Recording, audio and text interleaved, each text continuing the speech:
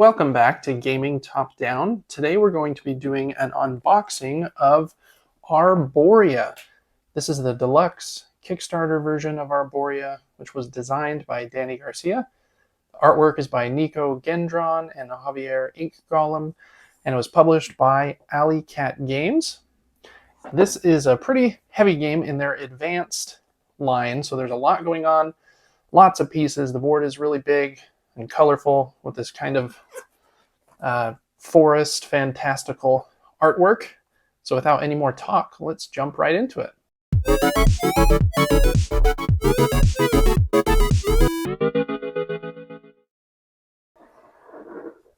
Okay, first up in this box, like usual, is the rulebook, and I can tell it's pretty hefty. It feels nice. Linen finished rulebook. Welcome to Arborea. The game idea. Big pictures for setup and player setup.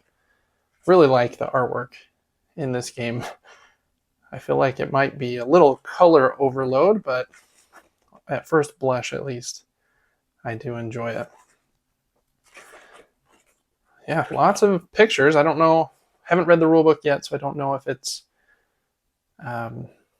great at teaching the game, but it is pretty good at visually showing it at least. Game end, scoring, the little Midnight River expansion, end game scoring, Kickstarter expansion modules, Sage overlay tiles, solo mode. Lots of little text. I think this game has a weight of like 3.5. And nice, there's a glossary here with all of the icons and a quick reference on the back, which I always love to see. Rulebook looks good. Okay, inside the box there is a lot of stuff. I'll save the cards for the end, I think. Lots of wooden pieces. Let's just look at the punch boards really quickly. These are a couple Kickstarter punch boards. I'm not even exactly sure what these are for, if they're for that river expansion or something else, but they do look nice. They are pretty, they might be 3mm. It's hard to tell between 2 and 3 sometimes to me, but they feel thick, which is good. They're not linen finished, but they feel high quality. Then we've got the other ones. Some of these components here are in the retail edition that have upgraded pieces here in the deluxe edition that we'll get to in a second, like these resource tokens. Some more tokens. And this makes a little tray, I guess. Huh, that's kind of cool. I like having something to build. Maybe we will we'll build that at the end of this unboxing. So I'll set it aside so that I don't forget. There are 5 player boards. Got blue. Oh, they are double-sided as well. And it looks like the sides at least have different iconography on them. I wonder if one is like a beginner variant of the game. Crazy. Or if one's just used for the solo mode, probably. That might be what that side is. So, since they all look identical. But you've got red, you've got green, yellow, purple, and blue with just some visual differences on those. This is that Midnight River expansion board. I don't know how it plays, but it looks very cool. I imagine it just slots, whoops, at the bottom of the board. It's one-sided. And before we get into the wooden pieces, there's some baggies. The main board. Oh, and there's a bunch of other little, what look like trays that you build. Tray punchboard 1 front, tray punchboard 2 front, tray punchboard 3. Wow, lots of trays. I'm actually kind of excited about those. I hope they stay together well and that they make storing the game simpler. I'm going to move the box and some of those trays out of the way so that I can show you the main board. It's very big, so I won't be able to get it all in shot at the same time. But here it is, at least the top half. How it works is you'll be putting some workers kind of on these tracks that are going to move this way. And the longer you leave them on the track, or maybe they move right. They move one direction, and the longer they're on the track, at certain points you can hop off and then go down the track and get all of the rewards. So the longer you stay on, the better that track will be for your workers. But sometimes it's beneficial to pull off of the track earlier. So there's 4 of those tracks. And then here on the bottom portion of the board is this section where you keep track of the resources that you gain during your turn. And I'll show you this cool mechanism it uses where any resources you gain on your turn, you can bank them all to score all of the points all the way down. That is kind of a busy board now that I see it here live in front of my eyes. So I hope that it becomes easy to kind of assess the board state after you've played a couple times, because there's a lot on that board and lots of different colors. But the artwork is very, very pretty. Okay, let's open up this bag with lots of bags inside it. All right, first we've got a bunch of different colors of different creatures. Here are, wow, there's a lot of them, so I don't know that I'll be able to show all of them, but you got yellow and blue little mushroom dudes. I think the goal of this game is you'll be playing these cards out in front of you, and then you're trying to get these monsters onto those spots on your cards, and whatever is surrounding them might help them score points. Lots of different wooden monsters here, though, in the 5 different player colors. Okay, we got some more of them here. Kind of an elk worm, I guess, a giant beetle. What are you? A big purple owl looking creature. I think that was all of those variations. We got a bag of cubes, not super exciting, so I'm going to leave them in the bag, but cubes for each color, as well as some discs for each color, as well as, I'm guessing these are like the points trackers for each color. They look like maybe a flower symbol on there. Yeah. Okay. Then we have these blue, look like dragons maybe? These might have to do with that Night River expansion. I believe I saw that creature on that Night River board. Those all look identical. And there's 8 of those. Then each player has the Night River token, I imagine, for moving down the river path. Those are cool boats.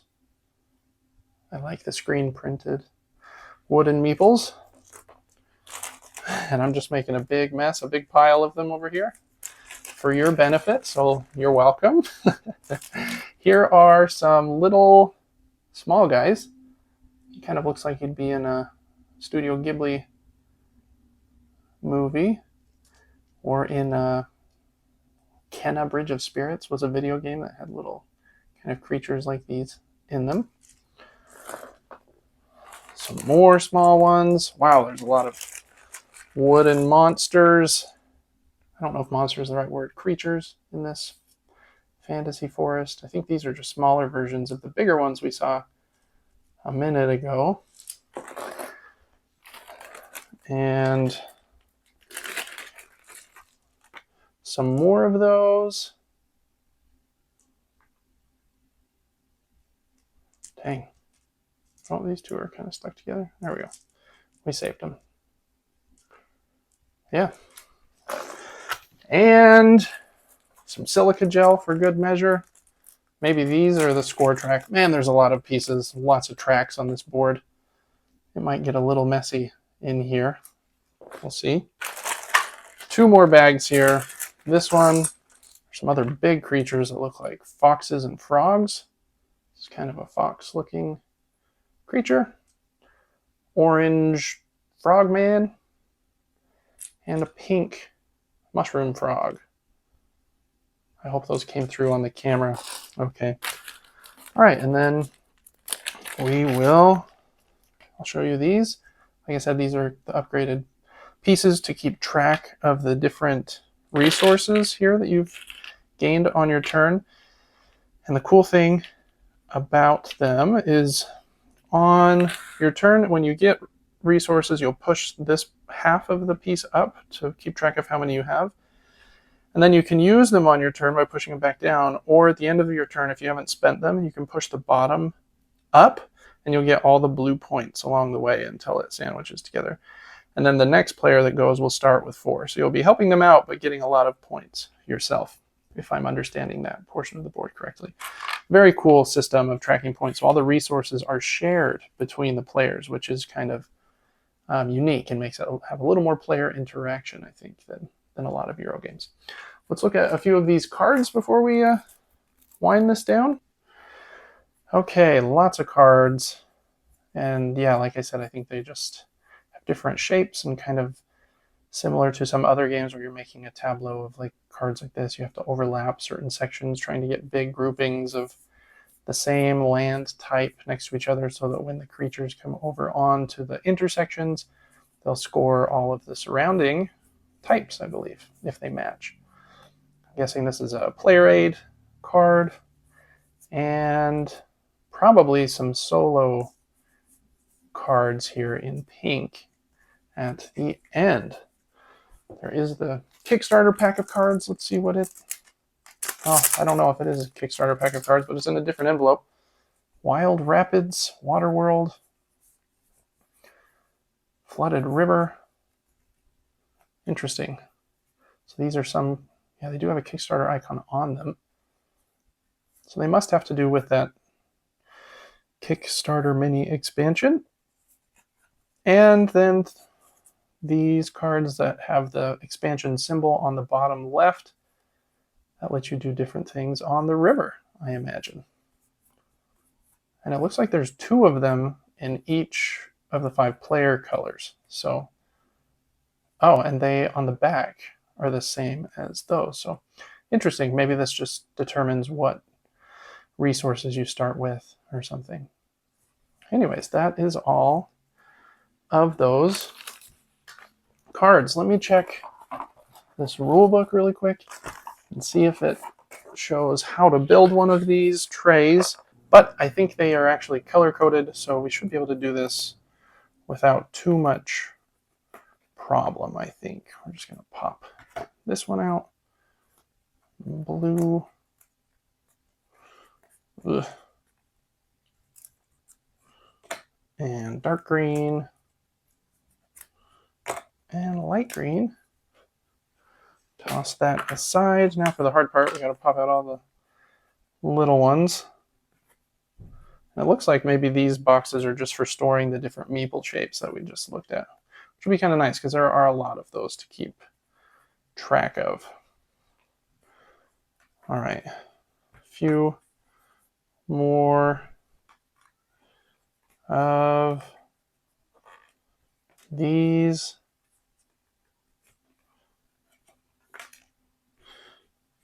Okay, we did it. Now, carefully, I'm going to bend this up. Okay.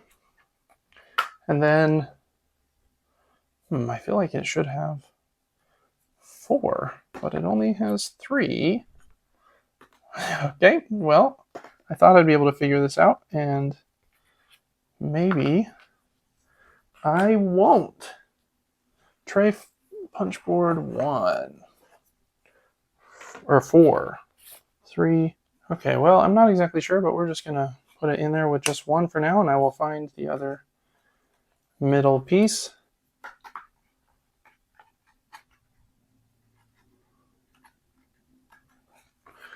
Okay, and dark green.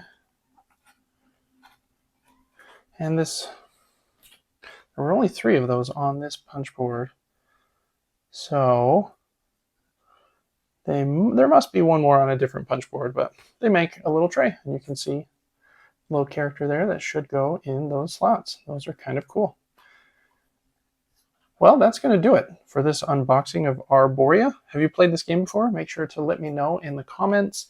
I'm very excited to play it. I think the pieces look really cool. I like medium heavy games, and so this should be right in my wheelhouse, I think. Thanks so much for watching. Make sure to check out the rest of the content we have on the channel, our monthly giveaway, our weekly podcast, all the things, and I will see you on the next one. Bye.